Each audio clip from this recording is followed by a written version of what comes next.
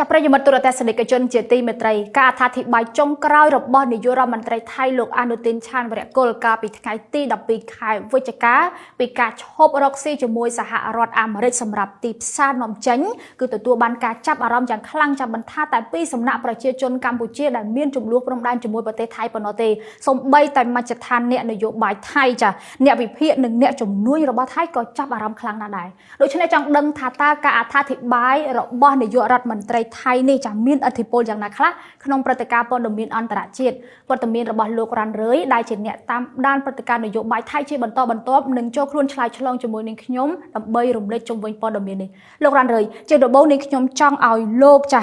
រំលេចបន្លំវិញអំពីអ្វីដែលលោកអនុទានបាននិយាយដែលហាក់បីដូចជាមានទំនោរប្រឆាំងទៅនឹងសហរដ្ឋអាមេរិក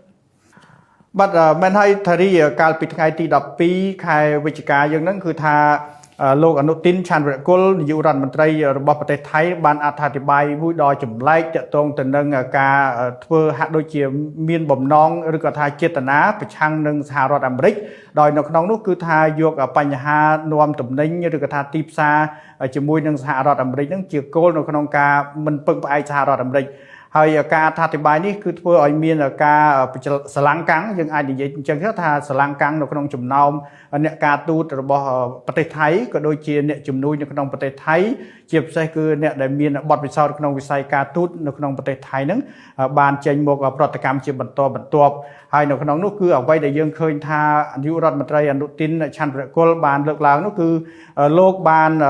មានមធ្យោបាយផ្ទាល់ខ្លួនរបស់លោកនៅក្នុងការរៀបចំទីផ្សារឬក៏ថាផលិតផលរបស់ប្រទេសថៃ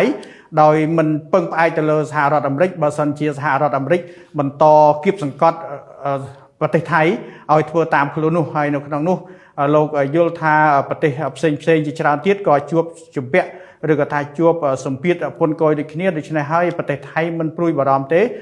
អាចនឹងរកទីផ្សារផ្សេងជំនួសប្រទេសជំនួសទីផ្សារសហរដ្ឋអាមេរិកនេះគឺជាអ្វីដែលយើងឃើញថាសហរដ្ឋអាមេរិកប្រទេសថៃកំពុងតែមានទំនោរទៅរកការប្រឆាំងប្រធានាធិបតីដូណាល់ត្រាំ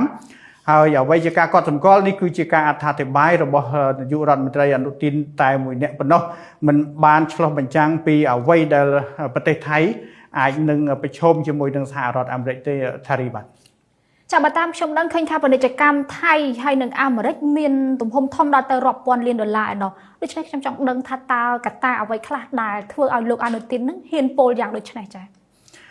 ជាការពិតហើយទំនិញឬក៏ថាទំនាក់ទំនងពាណិជ្ជកម្មទ្វេភាគីរវាងសហរដ្ឋអាមេរិកហើយនិងប្រទេសថៃហ្នឹងគឺមានរហូតដល់ជិត100,000 លានដុល្លារបាទគឺនៅក្នុងនោះគឺថាទំនិញភាគច្រើនដែលមានទំនោរនាំចេញនាំចូលទំនាក់ទំនងពាណិជ្ជកម្មទ្វេភាគីហ្នឹងគឺមានសរុបជាង81,000 លានដុល្លារហើយនៅក្នុងនោះគឺថាមានអតិរេកទីផ្សារហ្នឹងរហូតដល់ជាង40,000 លានដុល្លារបានន័យថាការនាំចេញរបស់ប្រទេសថៃទៅកាន់ទីផ្សារសហរដ្ឋអាមេរិកមានជាង40,000 លានដុល្លារដែលលើសទីផ្សារសហរដ្ឋអាមេរិកនាំចូលឬថាទំនិញសហរដ្ឋអាមេរិកនាំចូលមកទីផ្សាររបស់ប្រទេសថៃនៅក្នុងនោះយើងឃើញថាសហរដ្ឋអាមេរិកបាននាំចេញមកកាន់ទីផ្សាររបស់ប្រទេសថៃហ្នឹងគឺមានចំនួនទឹកប្រាក់ប្រមាណជាប្រហែលជាជិត18,000 លានដុល្លារសហរដ្ឋអាមេរិកទេចំណែកឯប្រទេសថៃនាំទៅកាន់ទីផ្សារសហរដ្ឋអាមេរិកវិញគឺថាមានជាង63,000 លានដុល្លារសហរដ្ឋអាមេរិកដែលនេះគឺបញ្ជាក់ឲ្យឃើញថាប្រទេសថៃហ្នឹងគឺថាទំនិញរបស់ថៃហ្នឹងគឺថាពឹងផ្អែកខ្លាំងណាស់ទៅកាន់ទីផ្សារសហរដ្ឋអាមេរិកហើយយើងដឹងហើយថាទីផ្សារសហរដ្ឋអាមេរិកគឺជាទីផ្សារដ៏សំខាន់មួយដែលប្រទេសណាក៏ដោយនៅក្នុងពិភពលោកនេះគឺតែងតែប្រាថ្នាចង់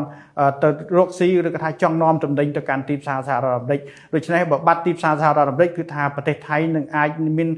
ផលវិបាកទៅថ្ងៃក្រោយកាន់តែធ្ងន់ធ្ងរទាក់ទងទៅនឹងសំណួរដែលថាហេតុអីបានជាលោកអនុទានបានពោលឬក៏ថាបាននិយាយប្រឆាំងទៅនឹងសហរដ្ឋអាមេរិកជាការកត់សម្គាល់របស់ខ្ញុំគឺថាលោកអនុទានហាក់ដូចជាដឹងខ្លួនឯងថាខ្លួននឹងមិនកាន់អំណាចរយៈពេលវែងទេនៅក្នុងប្រទេសថៃយើងដឹងហើយថាការឡើងកាន់អំណាចរបស់អនុទានគឺត្រឹមតែរយៈពេល4ខែប៉ុណ្ណោះដូច្នេះហើយការពោលរបស់គាត់ការនិយាយរបស់គាត់គឺថាហាក់ដូចជាមិនបានឆ្លុះបញ្ចាំងពេញលេញទៅនឹងទស្សនវិជ្ជាទូទៅរបស់ប្រទេសថៃទេដូច្នេះហើយការពោលរបស់អនុទានគ្រាន់តែជាការពោលដើម្បីឲ្យប្រជាជនថៃហាក់ដូចជាងើបឡើងចង់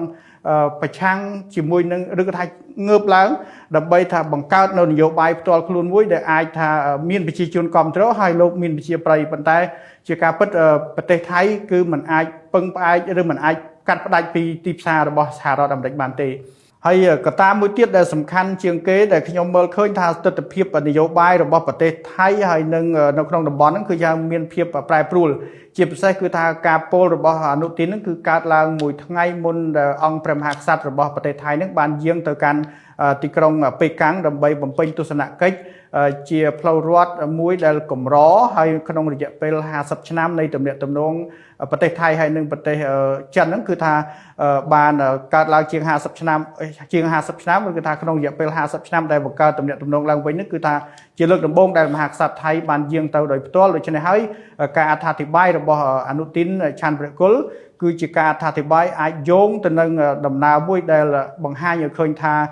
ទីផ្សាររបស់ប្រទេសថៃអាចងាកទៅរកចិនឬក៏ថាពឹងផ្អែកទៅលើចិនច្រើនដូច្នេះហើយជាមូលហេតុដែលធ្វើឲ្យលោកឆាន់ព្រះគុលបានមើលឃើញថាជាកត្តាសំខាន់ដែលត្រូវបញ្ចេញសារនេះនៅពេលនេះជាដើមនេះគឺជាអ្វីដែលយើងមើលឃើញហើយដូចជាខ្ញុំបានបញ្ជាក់គឺថាជាកត្តាសំខាន់បំផុតដែលខ្ញុំមើលឃើញគឺថាលោកអនុទានអាចពោលបានបែបនេះគឺដោយសារតែលោកកាន់អំណាចក្នុងរយៈពេលខ្លីហើយដូចជាកាន់អំណាចហើយដើម្បីត្រឡប់ទៅវិញអញ្ចឹងការពោលរបស់គាត់ឬក៏ថាការនិយាយរបស់គាត់មិនបានតំណាងឲ្យប្រទេសថៃពេញលេញនោះទេសម្រាប់ប្រឆាំងនឹងទីផ្សារសហរដ្ឋអាមេរិកនេះបាទនេះគឺជាអ្វីដែលខ្ញុំបានមើលឃើញបាទលោករ៉ាន់រ៉ឺយតើអាចទេចាដែលថាថៃពិតជាអាចបាត់បង់ទីផ្សារសហរដ្ឋអាមេរិកដោយគ្មានបញ្ហានោះចាចំពោះបញ្ហាត្រង់នេះយើងដឹងហើយថាលោកអនុទានគឺអាចបាត់អាមេរិកបានប៉ុន្តែប្រទេសថៃគឺមិនអាចបាត់អាមេរិកបានទេបានន័យថាក្នុងរយៈពេលដំណើរទំនាក់ទំនងជាសម្ព័ន្ធមិត្តដ៏យូរអង្វែងរវាងប្រទេសថៃហើយនិងសហរដ្ឋអាមេរិកគឺថាទំនិញរបស់ប្រទេសថៃជាច្រើនហើយជាពិសេសគឺឧស្សាហកម្មរបស់ប្រទេសថៃដែលរីកចម្រើនស្គុះស្គាយមានប្រទេសជប៉ុនជាច្រើនបានមកវិនិយោគនៅក្នុងប្រទេសថៃហ្នឹងក៏ពឹងផ្អែកយ៉ាងខ្លាំងគឺនាំចេញទៅកាន់ទីផ្សារសហរដ្ឋអាមេរិកដូច្នេះហើយលោកអនុទានគឺអាចអត់អាមេរិកបានប្រឆាំងអាមេរិកបានប៉ុន្តែសម្រាប់ប្រទេសថៃសេដ្ឋកិច្ចប្រទេសថៃប្រជាជនថៃនឹងមិនអាចអត់ទីផ្សារសហរដ្ឋអាមេរិកបានទេនេះគឺជាអ្វីដែលខ្ញុំអាចបញ្ជាក់បានយ៉ាងខ្លីថាក្នុងទំហំពាណិជ្ជកម្មដែលយើងបានប្រាប់ដែលខ្ញុំបានប្រាប់ថារីមុននេះក៏ដូចជាប្រាប់ទស្សនិកជនមុននេះគឺថាមានរហូតដល់ជិត$100,000 ហ្នឹងគឺថាទំនិញរបស់ប្រទេសថៃនឹងបានវាយលុកទៅកាន់ទីផ្សារសហរដ្ឋអាមេរិកចំនួនច្រើនរហូតដល់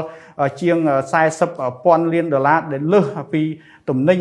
ដែលសហរដ្ឋអាមេរិកបាននាំមកកាន់ទីផ្សារប្រទេសថៃដូច្នេះហើយខ្ញុំអាចបញ្ជាក់ឡើងវិញថាប្រទេសថៃគឺអនុទានអាចអត់អាមេរិកបានអាចប្រឆាំងអាមេរិកបានក្នុងនាមបុគ្គលក្នុងនាមបកគាត់ប៉ុន្តែប្រទេសថៃទាំងមូលសេដ្ឋកិច្ចប្រទេសថៃទាំងមូលគឺមិនអាចប្រឆាំងអាមេរិកបានទេបាទ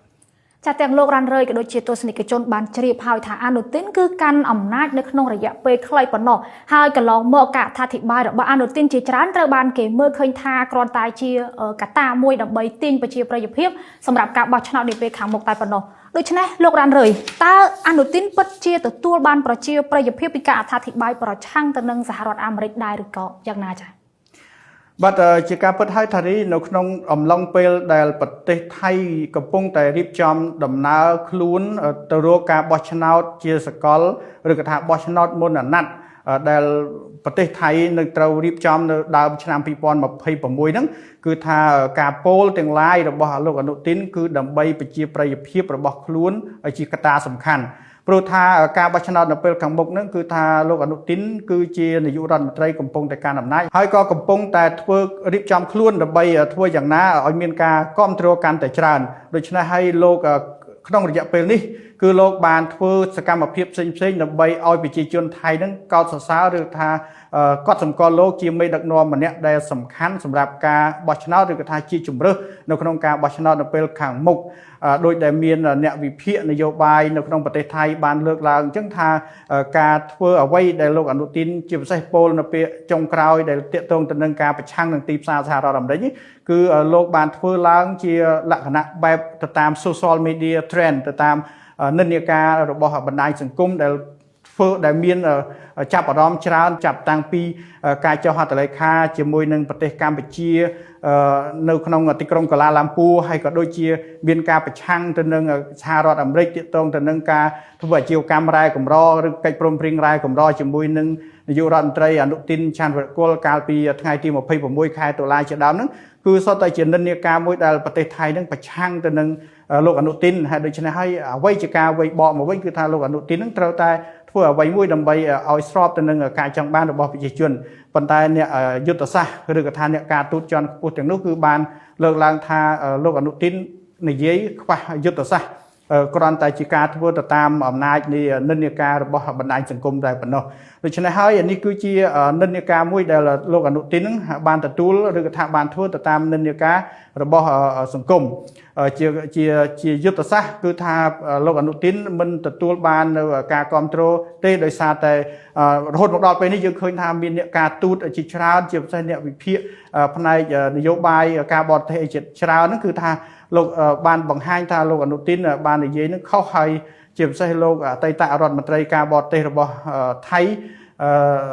នៅក្រមបកភឿថៃហ្នឹងគឺបានចេញមកពមៀនលោកអនុទីនហើយថាការនិយាយត្រូវតែមានការប្រយ័ត្នប្រយែងឲ្យមានការថ្លឹងថ្លែងហើយកុំបិទទ្វារប្រទេសថៃទៅកាន់ពិភពលោកចង់និយាយថាប្រទេសថៃនឹងត្រូវតែមានកិច្ចសហប្រតិបត្តិការជាមួយនឹងបណ្ដាប្រទេសនានានៅក្នុងអាស៊ានជាពិសេសគឺប្រធានអាស៊ានបច្ចុប្បន្នគឺប្រទេសម៉ាឡេស៊ីហើយនឹងអនាគតនៅឆ្នាំក្រោយគឺប្រទេសហ្វីលីពីនហើយក៏ដូចជាទាំងអស់ហ្នឹងគឺជាច្រកទៅកាន់ទីផ្សារច្រកទៅកាន់ពិភពលោកគឺសហរដ្ឋអាមេរិកដូច្នេះហើយការនិយាយរបស់លោកអនុទីននៅពេលចុងក្រោយនេះមិនទទួលបានប្រជាប្រិយភាពនោះទេថារីបាទចាសសូមអរគុណលោករ៉ាន់រើដែលបានលំអិតព័ត៌មានតាក់ទងទៅនឹងការអត្ថាធិប្បាយចុងក្រោយរបស់អនុទីនស្ដីពីការឈប់ពឹងពាក់សហរដ្ឋអាមេរិកសម្រាប់ទីផ្សារនាំចេញ